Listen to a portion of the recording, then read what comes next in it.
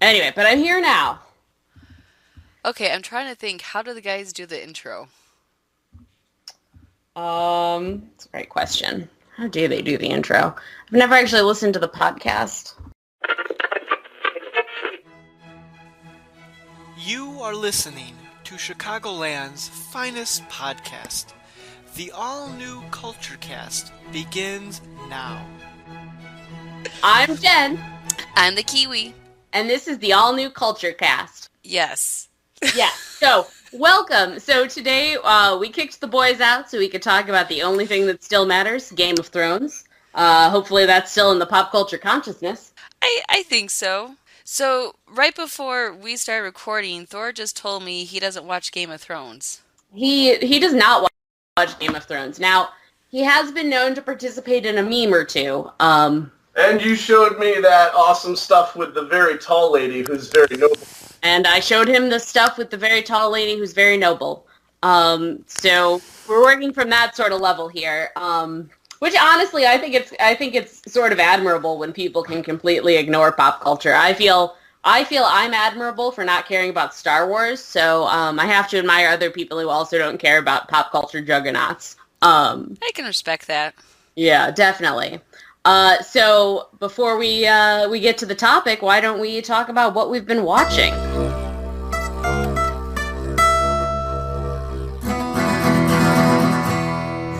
What have you been watching? Kiwi, Ooh. what's been on your TV? Well, well, I don't know if our listeners know or not, I have a newborn, Sure. and the newborn screams a lot. She's got colic. So it makes it really hard to watch TV because she screams so much. But when she's not screaming, Nick and I have been, you're going to laugh at us, but there's a show on TLC called 90 Day Fiancé. Oh my God. Have you watched it? No, but I was at a party recently where people were talking about it, and every part of it sounds bananas. It really is. So we kind of stopped watching 90 Day Fiancé and we watched the spin-off Happily Ever After, and that's what we've been catching up on. And it follows people that most of them did get married. There's one couple, oh my God, it is so messed up.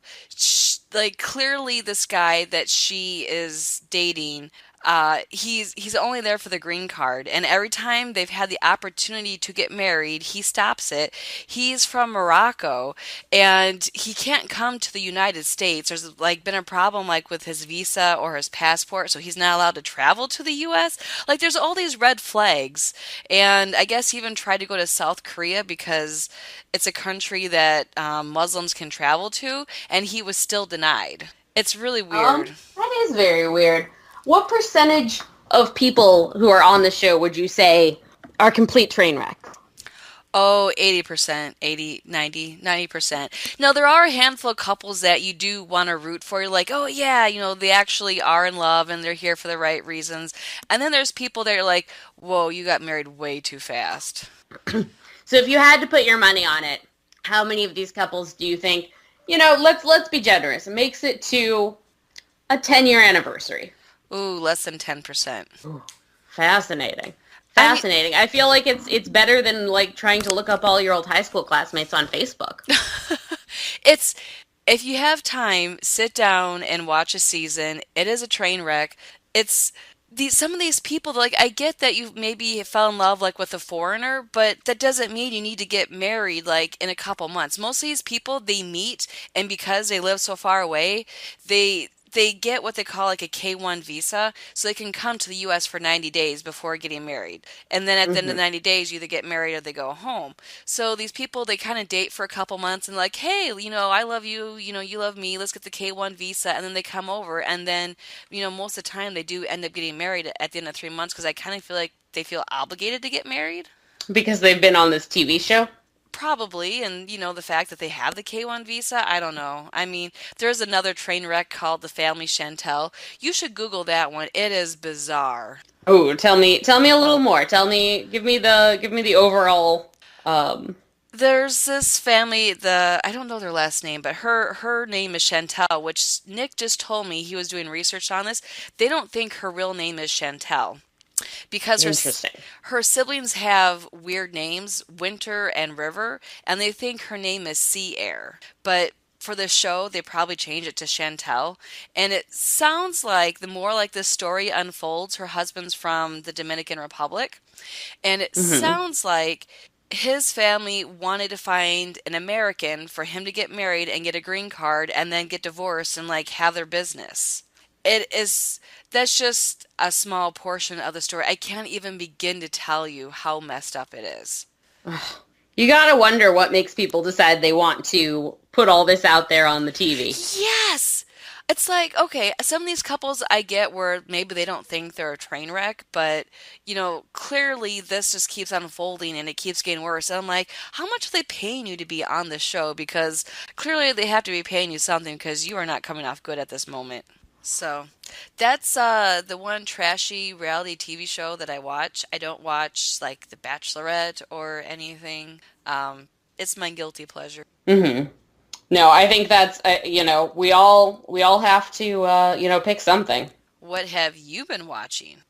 So I don't know if you're aware, but right now there's been sort of a reconnaissance of rom-coms or rom-connaissance, which has been delightful. A lot of them are popping up on Netflix and kind of streaming. It's very hard for any movie that's not like a Marvel or a Disney or a kind of tentpole sort of event to make money these days. So everyone is making movies and putting them on streaming.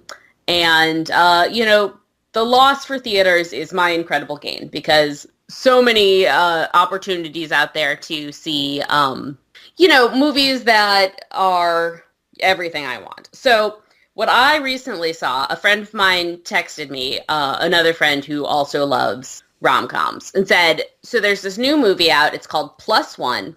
It's got Jack Quaid. Now, you don't know who Jack Quaid is. He was in the first Hunger Games movie and maybe some other stuff. But he is the son of Dennis Quaid and Meg Ryan. Oh, So it is in his blood that he should be in a romantic comedy. that's true. Absolutely. And his face sort of looks like his dad, but he also Who was sort of he in has a Hunger nose like his Games? mom. He was Was he okay. PETA? No, that's Josh Hutcherson, who's been acting since he was like, I don't know, 4 or something crazy. You've seen him in other stuff, but he was one of the, I don't know if you remember in the first movie they talk about like the careers, the people from District 1 or 2 who like practice ahead of time. Mm-hmm. So there was Kato, and let's see how many of these I remember. Kato, and then the younger girl with the dark hair, and then there was the blonde girl who dies of bees, and then there was Jack Quaid, and I don't remember how he dies, but anyway, I only know he was in the Hunger Games because I looked him up to make sure I had the name of the movie correct. They were like, also, he was in the Hunger Games, and I was like, oh yeah, I do remember that. So anyway, so I guess that was his very first movie too, which is crazy. And anyway, now he's in a movie called Plus One, which is on Amazon Prime. And it is a rom-com, which I love. And the premise is he and a friend of his from college, a lady friend of his, are going to a bunch of weddings together. They're kind of in that, like, they just turned 30, and now they need to go to 100 weddings, which, hashtag relatable. And so anyway, so they decide they're going to pair up for all of these weddings together. And then as they do, they gradually fall in love. And it's kind of low conflict, high reward, very tropey. It has like all those tropes you love, like the kind of things that pop up a lot in genre fiction, for instance, like the idea that oh, there's only one bed. I guess we have to cuddle. Love it. Love it in a rom-com. I didn't know you're a big rom-com fan. Oh, yeah. I mean, I like a good romantic story. To be fair, like I do watch rom-coms. I also enjoy romance novels, which are rom-coms on paper. And so I feel very well versed in all the different ways that people can get together. And I will say, Plus One, very cool. It is a rom-com for the millennial generation. There is, it's very funny, but kind of that dry, sarcastic humor we all love as millennials, and it's pretty good. The co-star is Maya Erskine, who I've never seen it, but I know she's on the show Pen 15, and everyone loves Pen 15. How do you feel about Hallmark movies?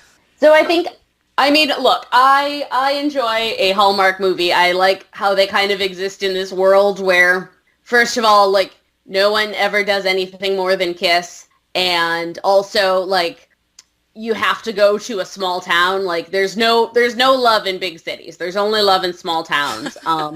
Now, I will say, if I'm going to watch a Hallmark movie, it has to be like it has to be Christmas time. The premise has to be at least somewhat insane.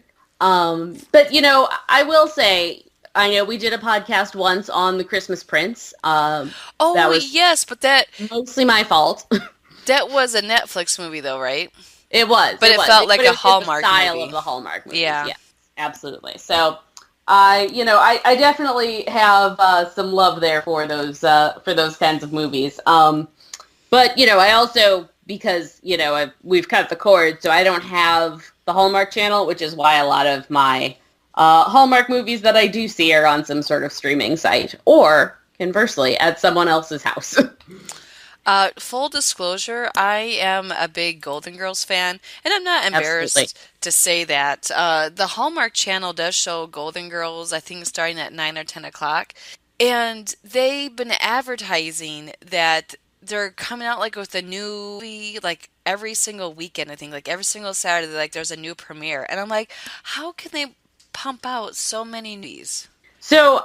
I actually one time did listen to a really interesting podcast where they interviewed Kelly Martin, who is an actress. She's been around since, I think, the early 90s. She was on ER. She was, I first fell in love with her when she was in the movie The Face on the Milk Carton, which is sort of a deep dive. If anyone remembers that, it was a series of books for teenagers, and they made a movie out of it about a woman who basically, finds her face on a milk carton and then realizes that she was kidnapped as a child. Amazing. And anyway, so I've loved Kelly Martin ever since then, although I've probably only seen her in like 4 things. And anyway, so I listened to a podcast once. I believe it was the How to Be Awesome podcast with Michael Ian Black, where he would, it no longer exists, but he would interview various people. And so anyway, he interviewed Kelly Martin, and Kelly Martin is somebody who has been in a lot of these Hallmark movies. And she basically said, she didn't say the part where I think it's because she's now probably like 40, there's probably not a lot of opportunities for interesting roles for women her age. But I think another part of it is that it is like this very easy schedule. She shows up for 15 days. She knows all the people that work there. It's very easy to because it's the same employees, and it's a lot of the same cast members. So I think they make a lot of them because they're it's very easy work for the actors. They're relatively inexpensive. I mean, other than the fake snow budget, but I guess I'm surprised that audiences don't get bored with it too. I could understand that, but I think there's enough variety that, like, when you're looking at, like, a kind of a genre like that, there's enough variety where you have your fundamental Christians who want to see a fundamental Christian one. You have your, I heard they just put out their first Jewish Christmas movie. Oh. They're starting to very, very, very slowly to, like, bring in more people of color and that kind of thing. So I think they're good at kind of diversifying it. So you have stuff that's, like, kind of supernatural, and you have stuff where, like, definitely Santa is real. Like, the whole movie rests on the thought that Santa is on some level real. So there's like a lot of variation and variety. I mean, I get it, but at the same time, like, I also understand, people like reading cozy mysteries and watching cozy mystery, TV shows and that kind of thing. People like, think of all the people who watch reruns endlessly, for instance, The Golden Girls. That's a classic, though. And I'm not judging. I also love a Golden Girl. But, I'm just saying, so there's something that's very comforting about, like, familiarity and also being able to, like, fold your laundry while watching it, knowing you're not going to miss anything.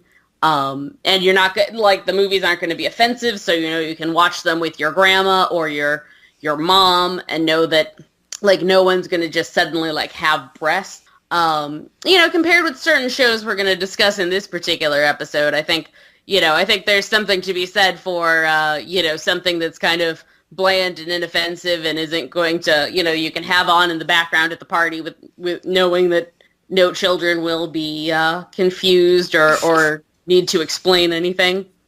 So anyway, so that's kind of my thought process on it. But surely other people have discussed it in greater depth. But like I said, I think it's, you know, people like comfort food, man.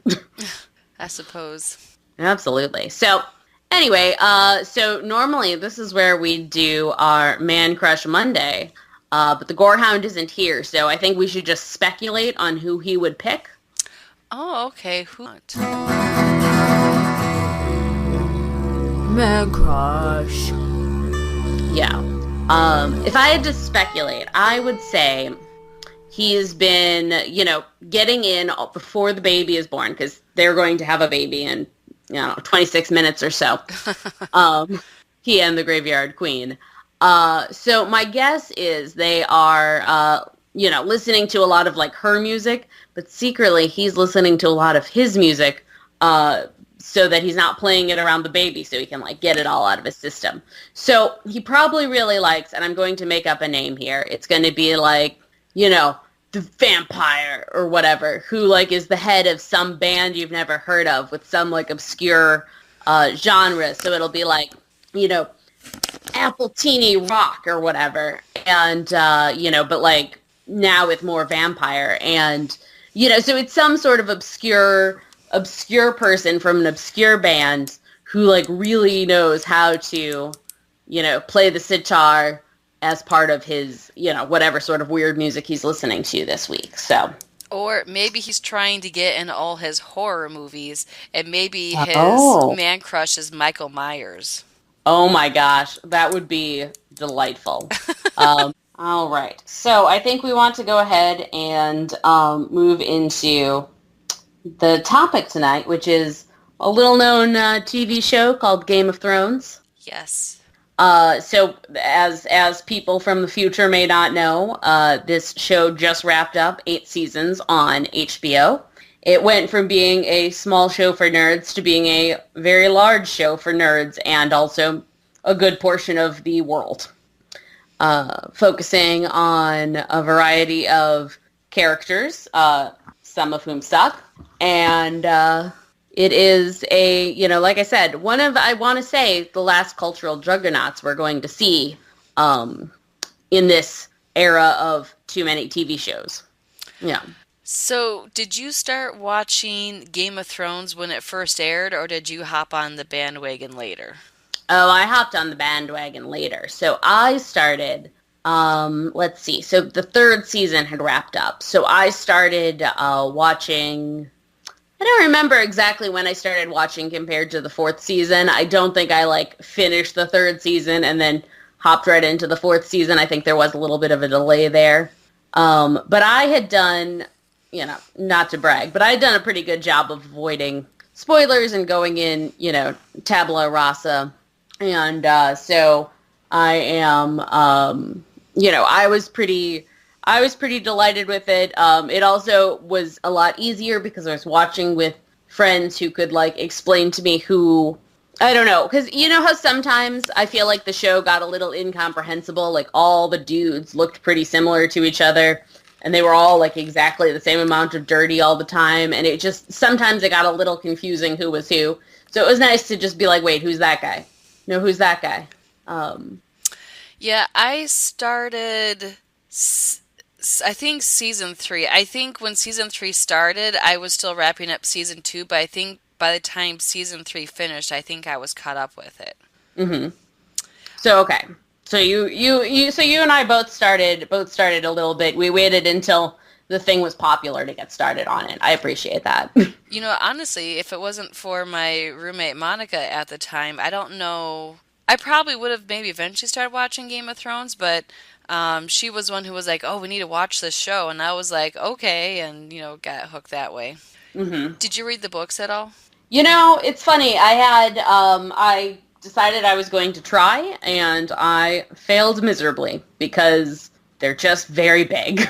They are I got through very the big. first two, and I started the third, and then I was like, I can't do this. I still have intentions of going back and finishing it, but because, the first two seasons, I think even season 3, they follow the books pretty close because they were already out.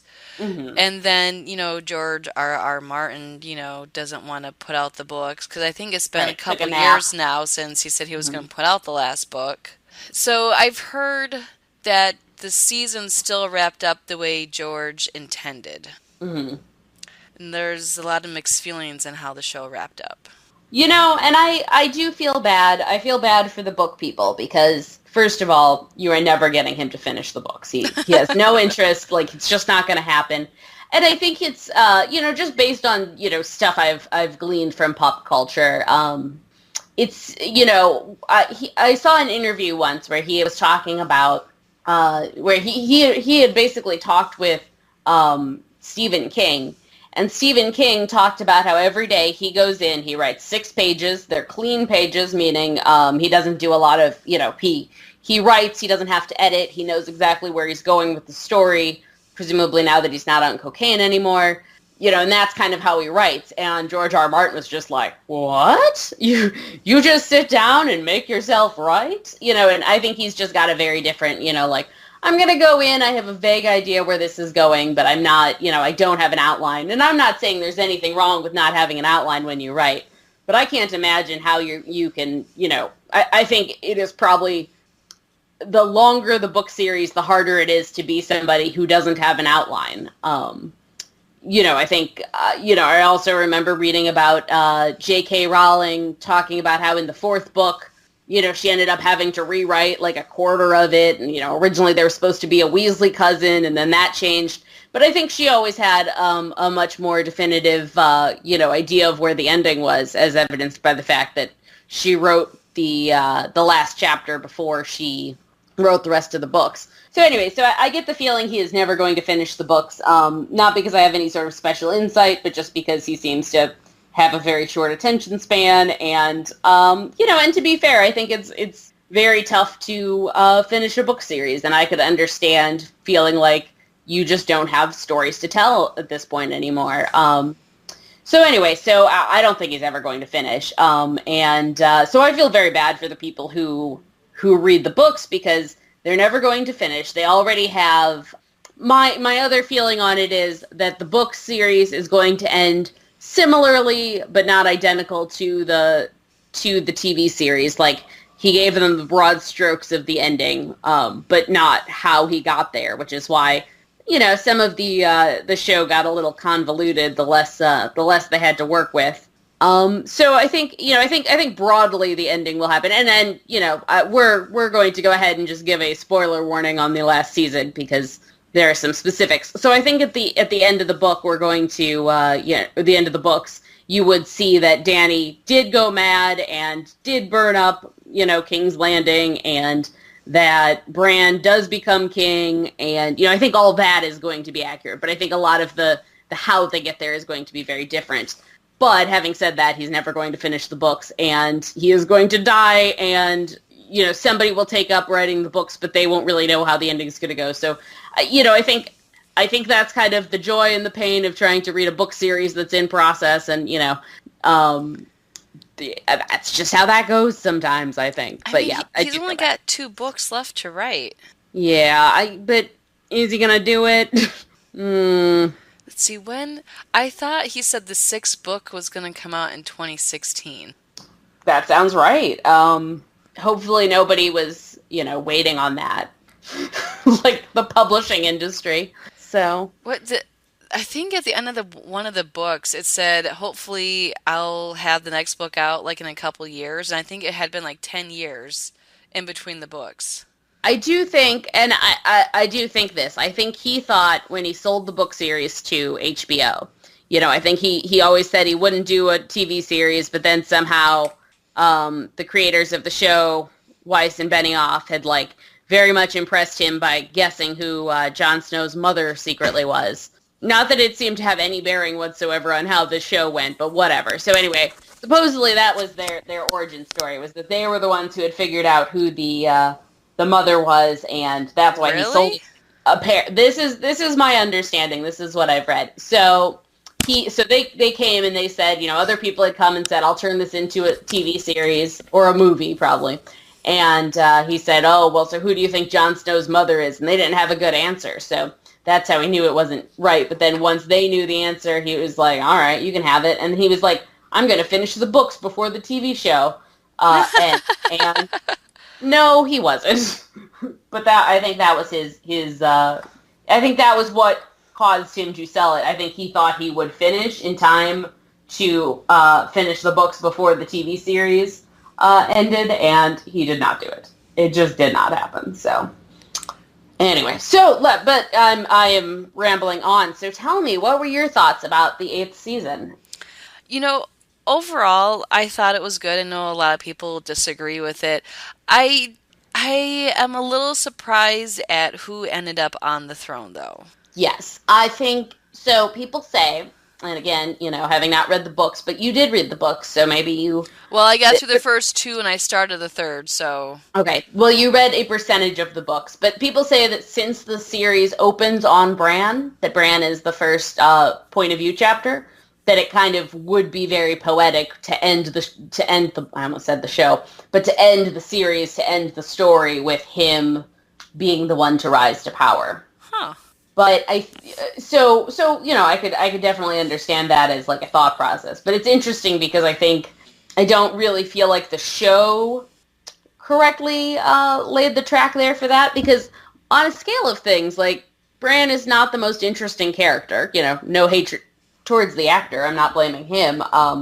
You know, they didn't even have him in the 6th season, I believe it was. There was one season where we just didn't even see Bran at all, you know, and I just feel like they didn't make the character interesting enough to, you know, for us to, like, rejoice in it. They also didn't make him, you know, villainous enough that we could, like, see this at the end and be like, oh, well, that's clearly going to go terribly. You know, obviously this is just, you know, another type of, you know, corrupt power and, you know, what have you. And, like, this is going to cause more problems. Instead, he's just sort of, you know, like, not all there. Like, he gets invited to parties and is just like, let me tell you how we're all going to die.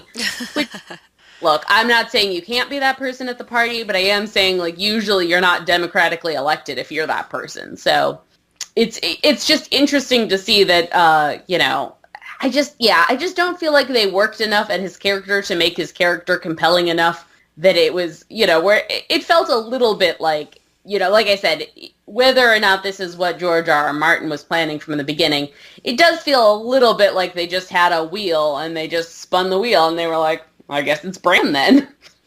I mean, if you look at it, he would be a good choice. You know, he seems very level-headed and he's got the creepy third eye thing going on. But right. yeah, but like you said, they didn't build up his character in a way that you thought he had a chance to be on the throne. And maybe that's what they were going for. And you definitely have this point, right, where it's like, okay, so in order for Bran to become king and to also be somebody with this all-knowing third eye, raven, etc., you know, all that, in order for him to, like, see into the future and know what's coming, and we never quite got a good explanation for what exactly he could see and, you know, to what degree. It's like anything else where you've got a character who can predict the future. I think that can become that can make it very tough to have as a storytelling device because, you know, then you have to look and say, well, okay, well, what did this character do with that knowledge? And in this case, it does seem a little bit like Bran knew that Dany was going to, you know, kill thousands upon thousands of people, but in the end, he would get to be king, so I guess he was just going to, like, let that happen? Yeah. I mean, and if you think about it, too, all the people that stood by her when she had killed all those people. Mm-hmm. Right. Like, well, it's not Wormtail. Was that his name? Grey Worm. Grey Worm. You know, he was oddly supportive of her. And I know, Cersei killed his girlfriend, but, if she's supposed to be like the breaker of chains or free of the people, she just killed all these innocent women and children and men too. I mean, some of them were Sure. innocent men too, but you killed a whole city just so you could sit on the throne. And it's very interesting, like the optics of it, because so Jon Snow stabs him, which, okay, we'll get into Jon Snow. But so Jon Snow stabs him, and then he like puts Jon Snow in prison. He doesn't kill him, even though clearly he's perfectly fine with like killing prisoners of war, because you see him like killing a prisoner of war, which is not like super kosher. So he kills the prisoner of war, but then Jon Snow stabs Dany, this person he really wants to be in charge, and then I guess we just put him in jail or something for 3 weeks and wait for all the heads of the households to show up. And then he's like, okay, well, we can't, the only person who should be on the throne is Dany. And then they're like, no, we're going to make it be this guy. And then Grey Worm's just like, all right, it's fine. I guess I'll just get on a boat and leave. And, I just don't feel like they really worked with his character in any way to make that feel at all justified. And I feel like so it's just an example. I feel like they kind of reached a point. So the problem with in the first season, we have, if something happens, it takes weeks to travel. It takes a season to have a conversation. And then towards the end, it was like they realized, okay, we only can make so many more episodes because we're all very bored and we're tired of being cold. And, we're tired of, the actors are only going to stick around for so long. So we need to wrap this up. We really need like 3 seasons to wrap this up with any sort of coherence. But we only have like a season and a half. So we're just going to like take a whole bunch of shortcuts and just hope nobody has any questions about it. I do think in many ways one of the problems with the last season or with the sort of tail end of the show is that they really, because they were so popular, as opposed to if the show had just stayed being a small show for a select group of nerds. But the more people that got invested in it, the more they were determined to like be the biggest show. And the more they had to be the biggest show, the more they relied on surprises. And I think one of the things that's interesting about storytelling in general is that if you're going to tell kind of a long, protracted story, people are going to guess your ending, right? Like, there's always going to be enough people who are invested in the show, who are, on Reddit or Twitter or wherever, and they're going to sit there and they're going to come up with their theories of how the show is going to end. And they're going to, somebody is going to guess. Like, somebody is going to figure it out. Somebody probably figured out the Bran thing, on Reddit or whatever. That doesn't mean that that's a bad ending. It just means that that's, that, like, you wrote a coherent story where there was a logical conclusion. And, like, that's good. Like, some people should be guessing what the end of your show is going to be, because that means something coherent is happening. I feel like they were prioritizing surprises and oh shit moments over telling an interesting story and over maybe doing well by the characters or the storylines. Since you're saying surprises, I know people think that Dany, that they didn't see coming that she was going to be mad like her father. Yes. See, I thought back to the first season when they killed her brother and they poured, molten gold on his head. She didn't seem bothered by that. She didn't. No, I agree. I think they set that up, at least. So it was interesting when they had that episode where she kind of goes nuts. It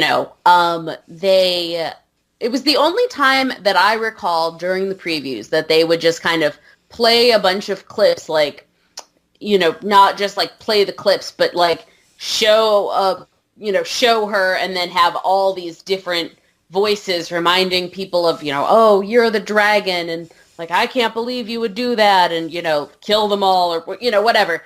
Where, it kind of felt like they just real quick were like, oh no, we have to do a montage to remind everybody. So I feel like they definitely did, like, thread that needle, but maybe didn't quite pull it off in the way they thought they were. Like, I think they kind of realized that they hadn't done quite, that they'd set up a lot of it, but that they hadn't maybe pushed her to a place where that seemed like the most logical extension of her behavior. Emilia Clarke, who played Daenerys, said in interviews that she didn't know that this was where her character was going until, I believe, the 8th season. And I think that, I understand they just don't want her to, like, accidentally give it away while on a late-night TV show or whatever. I do think there were some opportunities where she could have played the role a little more villainously and then missed out on it because they were so... because they were so worried about that, like, oh shit moment, that they weren't as worried about making sure that that it would make sense logically and that, we could see, I think we needed to see a few more moments of, of kind of that mask slipping or of the madness that lies underneath, in order to really sell it. I didn't like the side of Dany when they were... Oh, sorry, I have a newborn. I don't sleep much. I bet. When the White Walkers were coming, and Jon reveals to her that he actually is the true heir. Now, her whole thing was she was the rightful heir. Once she found out that Jon was the rightful heir, she was not willing to back down. Right. Which was very funny because Jon clearly did not want... no one in their right mind would think that Jon wanted the throne. Now, I could see people wanting to put Jon on the throne, but nobody could possibly think that he was trying to do a power grab there. Did you want Jon on the throne? No, I hate Jon Snow so much. Oh. Jon Snow is my own personal enemy. I think that he, as a character, was really boring. I think that if somebody stabs you, you should die, and that if you get brought back from the dead, it should somehow impact the storyline. I thought it was very interesting. There's a point in the 8th season... You're going to get hate mail. Oh, bring it. Bring it. The problem with Jon Snow is that, first of all, he's one of those guys that just, fails up, right? People just keep promoting him on the basis of, I don't know, his jawline. I don't know what they're basing it on. He's not a good leader. He doesn't do things correctly. He keeps getting stabbed. He's just, and I understand. He definitely felt like the guy the author really wanted to succeed. And I think that made him feel like he was always wearing, they call it plot armor, as in he couldn't possibly be killed because it's very important to the plot that he's not dead.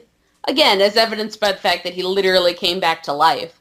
And I feel like there's something you could have done where you brought him back to life, where that would require him to do a lot of deep introspection and be like, oh my god, I was brought back to life. What is my purpose now? And also, again, there's a part in the 8th season where somebody was like, oh, and you were brought back to life, and he's like, oh, he's telling them not to say it to anyone, and it's in what way did this ever come back? This feels like this was supposed to, do something, this was supposed to be part of the plot. Either in that once he was brought back from the dead, he should have, something should have changed about him. He should have always felt like he was on borrowed time, or he should have... Looked like a zombie? Right. Well, I don't even need him to look like a zombie, but I guess I just needed... I guess I just needed it to, have some sort of bearing on the plot long term. It just seemed like another thing they were doing to, make the fans crazy all summer, and then he just came back and everything was pretty much the same. He wasn't, cursed by this, knowledge of the afterlife. He wasn't, it didn't really seem to change anything about him, and it didn't really seem to impact the plot at all, because, people seemed to sort of know about it, and, it didn't seem to be a big deal, and, nobody was like, oh, well, he's back from the dead, that makes him cursed, or he's back from the dead, that makes him a hero. They just were kind of like, oh, it's an interesting fact about him. I just, the other thing about it, and I'm just going to be frank, I don't think Kit Harington is a very good actor. I think he kind of had, one mopey-looking face the whole time, no matter what. And I will say, I don't think he and Emilia Clarke had that much chemistry, which makes it very tough in the 8th season when we're supposed to, we're supposed to, believe in their love, and it's supposed to be this big dramatic reveal when he's the one who stabs her. How could he? They were in love. I don't know that I ever felt they were in love. Well, not only that, but, the audience realizes before they do that they're related. So, Yes, yes. you're watching this love story unfold and you're like, but that's his aunt. Right.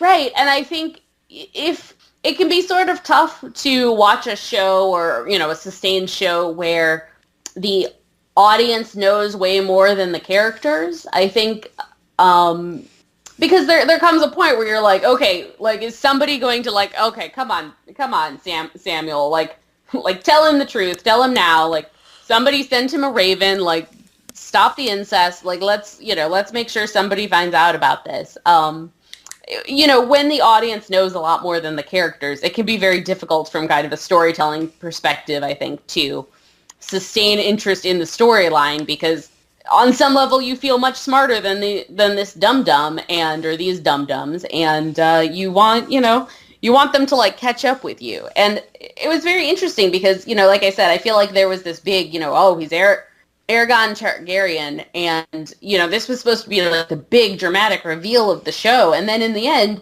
it kind of didn't matter. Like it was, I thought, he was riding around on this dragon, and people should have realized that meant something, but nobody seemed to realize that meant anything. And then he's, anyway. Could it be though that like the audience had known for a long time that Jon was a Targaryen?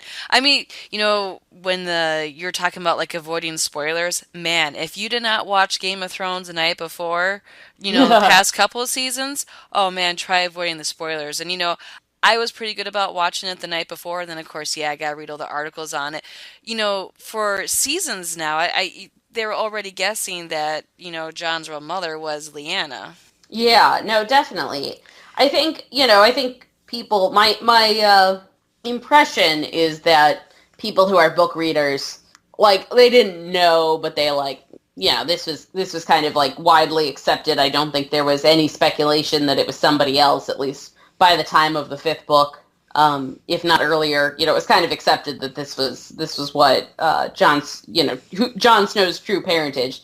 It just didn't really seem to play into it as much because he didn't have any ambition to be king. It seemed like she got very mad about it, and he was just like, well, it's fine because I don't want to be king anyway. And then it just felt like there wasn't enough payoff. Now, okay, and I do want to be fair to the show. There was some great stuff about season 8. Like, I really enjoyed the second episode of the series, or second episode of the season, when we're preparing for the big battle, and the whole episode is just like people interacting with each other in ways that, felt like a payoff for seasons of, being like, oh man, imagine when these two finally meet up. That was pretty great. Like I enjoyed that. We got a lot of really great moments. We got, Jaime knighting Brienne. We got, all sorts of, cool things that paid off on a lot of, it threaded a lot of, or not threaded a lot of needles. It paid off in ways that I wasn't necessarily expecting, but, appreciated. And, I enjoy a good, kind of, bottle episode where, it's everybody just sort of hanging out and then in one place, the calm before the storm. I thought that episode was pretty excellent. I thought there was some good payoffs and stuff. I did appreciate, the way they wrapped up some of the storylines. I didn't appreciate the way they wrapped up other ones, but I do think there was some good stuff. I think the acting was pretty good. I think the costumes were great. The music was great. Some of the special effects were good. Could have used more lights for some of it, but... Well, especially, was it the third episode with the White Walker War? I mean, it was like, oh my god. I had the lights completely off, so the room was completely dark, and I was still like, what's going on? Yeah, that was not... I think they've miscalculated some of that in terms of what will look good on the average TV. And, in 10 years when the TV technology is totally different and we all just have laser foreheads or whatever, maybe it'll look a lot better. But, there were some rough scenes, I think through the whole series, but especially in season 8, there were some really rough, in terms of lighting. I get what they were going for in terms of, they're kind of playing, especially, one of the scenes I thought did pretty well, even though it didn't necessarily match with what we knew about the White Walkers, was the scene with Arya in the library, and they really play up the horror there. And so I understand wanting things to be sort of dark, and you don't know what's happening, and you don't know who's getting stabbed, but it was a very frustrating episode too, because you felt like, I had a lot of, look, I had my death assumptions. Who was going to die? Just not enough people died in that. I'm not even saying they had to have, glorious deaths. I'm just saying, if you've got that many people swinging around axes and swords in the dark, at, creatures who are just, attacking, you're going to accidentally stab a comrade or two. It was perplexing how many people didn't die. Like Sam. Yes. He was swinging a sword. Clearly, he was not doing a great job. Pretty much even Davos or, Brienne. Well, Brienne might be able to hold her own. Or, what was her... Right. But she also got, stabbed. I'm not saying, I love Brienne, but I did expect her to die at some point, and not because she's a bad... she's bad at swords, but just because I expected more people to die. Well, they should have died. I mean, with the amount of White Walkers, which, hey, I'm glad they didn't die, but if you're going to set the episode up like that, people need to die. Right. Oh, absolutely. And I think the other thing, okay, so I never found the White Walkers very interesting. I always thought that was kind of it looked very cool, but at the same time, I think that a villain who doesn't really seem to have a motivation other than, pure evil is very boring. It's one of my problems with most of the Marvel movies, is that the villains are usually not very compelling. You have a couple who are compelling, but out of the 10,000 Marvel movies we have so far, you just have a lot of villains who just aren't very engaging. There's just not much going on there. They want to blow up the world because whatever, it doesn't matter. But, and so I kind of felt the same way about the White Walkers. They never talk. You don't know what their motivations are. It kind of feels like, and I'm not a big, zombie person either. So, maybe other people who are more into zombies liked that whole storyline more. But to me, I just don't think they're very, interesting. And if I'm going to like a zombie movie, it's going to be because of characters in the movie more than the sort of villain or it's to me that's just not very interesting. And then it was sort of over in one episode. They go toe to toe, and then we've killed the king, and they're all dead. I'm trying to figure out if you actually like Game of Thrones. No, and yes, okay, right, that's fair. That's fair. I think the show, the ending frustrated me a lot in many ways.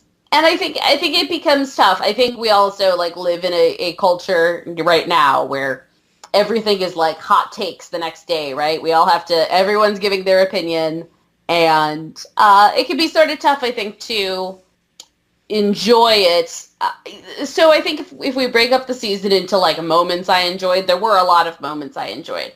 I just feel in terms of being able to wrap up 8 seasons of a show I was very emotionally invested in, I don't feel like they did a great job bringing together all the loose threads or kind of sticking the landing. And I think that's where it's frustrating. If there was another season, if they were going to spend another season wrapping things up, if we had ended, if the season had taken longer, or if they'd had more episodes, or they had another season coming, I don't know that I'd be as disappointed with, say, the end of the White Walkers, because I think I think it's tough when you only have 6 episodes to wrap up a sort of epic story that goes over 7 continents and has somewhere in the neighborhood of 10,000 characters, and to give them all a satisfying ending is just a very tough way, tough thing to do, and I don't feel like they did a great job of it. But like I said, there were some things I individually really enjoyed about the season. But yeah, I really do feel like they did not stick the ending. Did you enjoy it? Did you feel like the ending befit the story, or how were you feeling at the end of the show?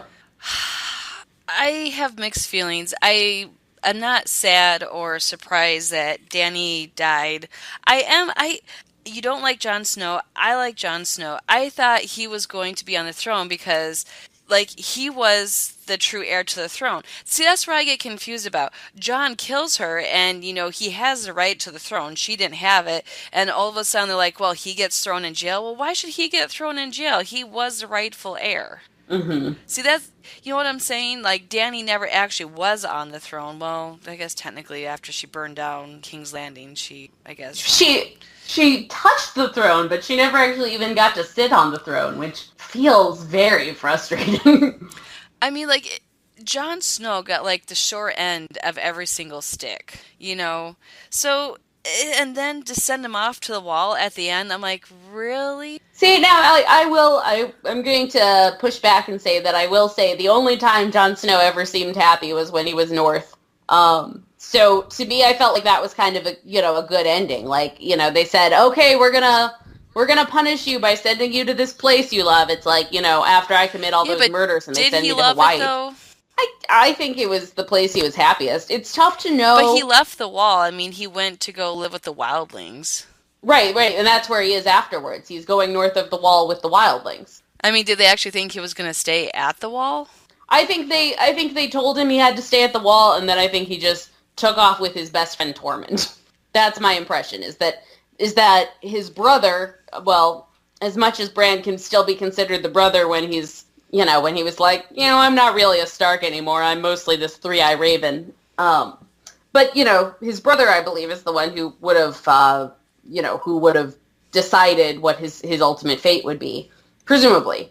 And he decides to send him to the wall, knowing that he's going to just, like, barrel through that wall and, hang out with his friends. Because, of course, his brother can also see the future, at least sometimes. So, I think he knew what he was doing. I think he was like, go have fun with the wildlings. I was surprised that Sansa was Queen of the North, because how is it that all the 6 kingdoms are going to agree to live under, one person, but the North gets to ignore it? I did think it was very funny when they were... First of all, the scene where they all invent democracy was phenomenal. It was a little baffling in many ways, especially the part where they were like, I guess it's Bran, and then everyone else was just like, all right. But I thought it was very funny when they were like, do you all swear to follow King Bran? And then everyone's like, yeah, and then Sansa's like, but not the North. And then you see Yara just being like, wait, was that an option? Like, could I have said the Iron Islands are our own thing? I guess it's too late, It was just, like, there was something very funny about it, because I agree, it would have made more sense if at the end it was, what if we were 7 individual kingdoms? That would probably go better. Right. Or, if she wasn't the sister of the king, do you think if Yara had said, oh, hey, not the Iron Islands, Bran would have been like, okay? Well, it's tough to imagine. So I think that's another thing with Bran being president now. I think it's tough to imagine Bran, as they've set up Bran, and again, I feel like they missed some opportunity here in terms of building up his character. So there's some parts of Bran that to me are sort of a question mark. But I have a tough time watching Bran and thinking he's going to like if Yara had said, even now, if Yara just like went up to him and said, hey, we're going to go be our own thing, like, is he going to go to war? He doesn't seem like he would be like, okay, we're going to go to war about it. I think he'd just be like, okay, that's fine. I'm going to go be in a bird's head for, 10 hours and see what's going on in the kingdom. It's tough to imagine him being the one to declare anything. But, like, it's nepotism, though. It's definitely nepotism, which honestly probably makes it more accurate to the Middle Ages and now.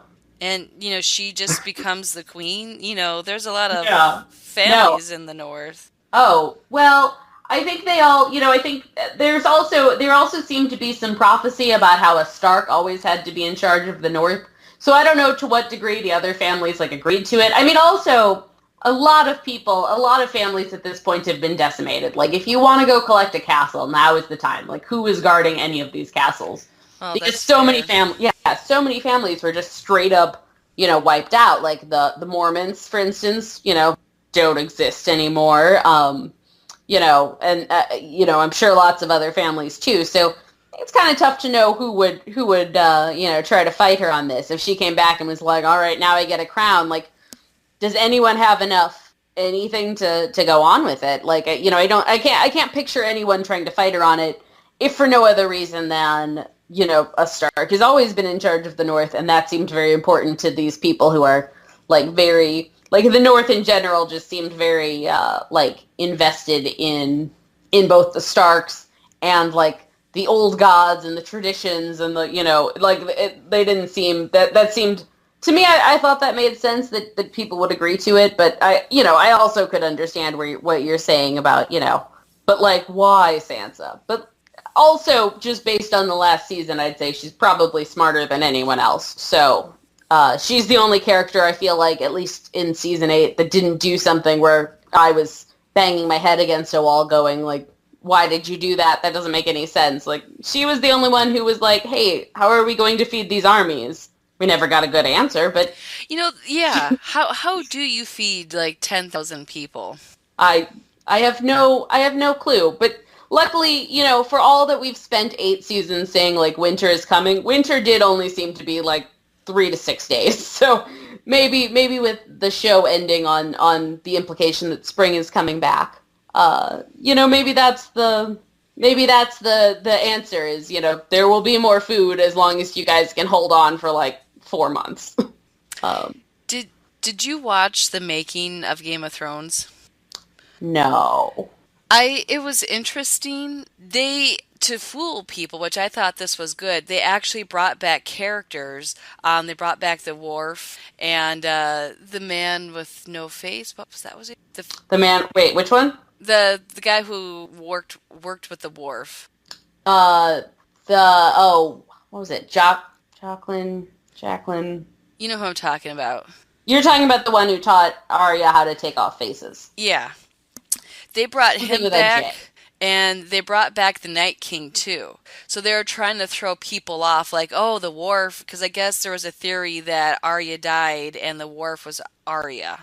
That would have been interesting. So they brought back the Wharf, and, like, they kept the people on set, so, if people were walking by, like, oh, man, what are they doing here, type of thing, which I thought was kind of funny and clever. Mm-hmm. Yeah, it's interesting, and like I said, I do think it is very tough. Like, it's very tough to bring together a big, epic series, and I think there's no answer that would have worked for everybody. But I will say I did watch the last episode in, like, a party atmosphere, so there were, I don't know, let's say 12 to 15 people or so in the room, and we're all watching, and we're watching the last episode together, and there was definitely this, like, at the end of the episode, everyone was just like, oh, all right, I guess. Bran? Yeah, I invited my father over. Now, my father, he watches clips of the show, which drives me crazy. I'm like, why don't you try and watch, like, a whole episode? But I guess he likes watching the highlights, like, on YouTube or something the next day. So I'm like, why don't you come over? We'll watch the whole episode together. And Nick's not one to watch Game of Thrones either, but, like, he walks in and out when I'm watching it. And to be fair, I do the same thing when he's watching his shows. And then, yeah, I always stop and ask questions, and he stops and asks questions. It's this whole thing that we do to each other. But Nick was watching pretty much the last episode too, and I think, we all kind of had the same thought, like, oh. All right. Yeah, it was, again, like, nobody is ever going to be happy. I mean, I guess, maybe there are Bran fans out there somewhere, the Bran fans, but who are they? Do you know who Aaron Rodgers is? The sports guy. He is. I'll give you points for that. He's a quarterback for Green Bay Packers. He's a big Game of Thrones fan, and apparently he got to be an extra, which people are still confused, like, what scene he was actually in. I think he was one of the people fighting in the King's Landing on that last episode. I would respect them so much. I would respect him so much more. I mean, I have no opinion on him sports-wise. I would love it if he were just like, yeah, I was an extra. And then it turned out he had never been an extra. Well, they had some famous actors. They had Martin Starr and Like the guy from It's Always the Sunny. comedy guy. Who comedy guy? Martin Starr, isn't he the one who was in... Hold on, let me make sure I'm thinking of the right guy. Martin Starr was in Freaks and Geeks and Yeah, that guy. Yeah, so comedies. Yeah. He's not really a funny character, though. No, that's fair. But I feel like he's mostly known. I was thinking of Party Down. But, I don't know. Anyway, so Martin Starr was there? The scene where they're invading the ships and the first two people that you see get killed in that episode, I think one... I don't remember the order, but one was Martin Starr and the other was Mac from It's Always Sunny. I guess the people like oh my god, random blank. The showrunner's name's Ben Weiss. Benioff and Weiss. Yeah, they're friends with the creators of It's Always Sunny, and apparently they made a cameo on one of their shows too, episodes. Are they fans of Aaron Rodgers? I don't know, but Aaron Rodgers, he's always tweet about how he's such a big fan and everything. And now I have to say I was a little surprised that Bran was on the throne, but I'm like, oh, okay, well, maybe that makes sense. He's level-headed. Apparently, he went on this rant, and they showed the clip on the news, and I was just like, one, this is newsworthy, and two, come on. Do you mean that Aaron Rodgers was upset? Yeah. That's hilarious. He was basically anybody but Bran. Funny. And I'm a big fan of Aaron Rodgers, but I think you're overreacting on this. And I can't believe the news showed the clip. I'm talking about the WGN news, not some BuzzFeed news. That's very funny. To be fair, I do feel like the world kind of stopped for that last episode. I don't know if you remember this, but there was... Do you remember the show Dharma and Greg? Yeah. So they had an episode about the end of Seinfeld. So Seinfeld, the TV show, actually ended in real life, and then they had an episode about it. And in their episode, they decided they were going to try to have sex in public because everyone was going to be inside watching Seinfeld. Let me tell you, I don't remember where I parked my car, but I do remember this episode from 1994. I don't know, whenever this was. And so anyway, I was thinking about that towards the end of Game of Thrones. To be fair, how many people really watch it, I have no idea. But it felt like the whole world sort of stopped to watch the last episode there. Yeah, I can see that. Mm-hmm.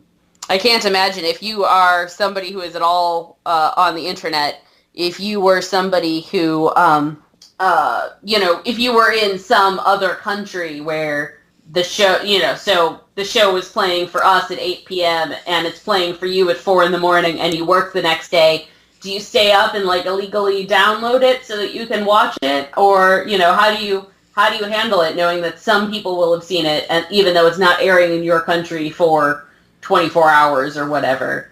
I would love to know how people kind of handled that.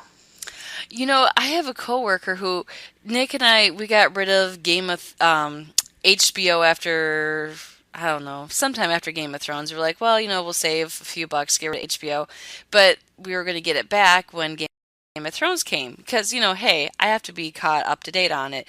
So the day before Nick goes to Xfinity and we get the HBO back, and apparently a lot of people were doing that. Really? Yeah, and my coworker though, he was like, yeah, he's like, I'm not going to get HBO until the show's done. I'm just going to watch it, binge watch it and then get rid of it. I'm thinking, but there's spoilers every single day. Yes. It's so hard to go on the internet without seeing anything like Game of Thrones, on Monday morning. I don't have that willpower. So it's interesting. I have actually not seen, this is true, I have not seen Avengers Endgame yet. Oh, really?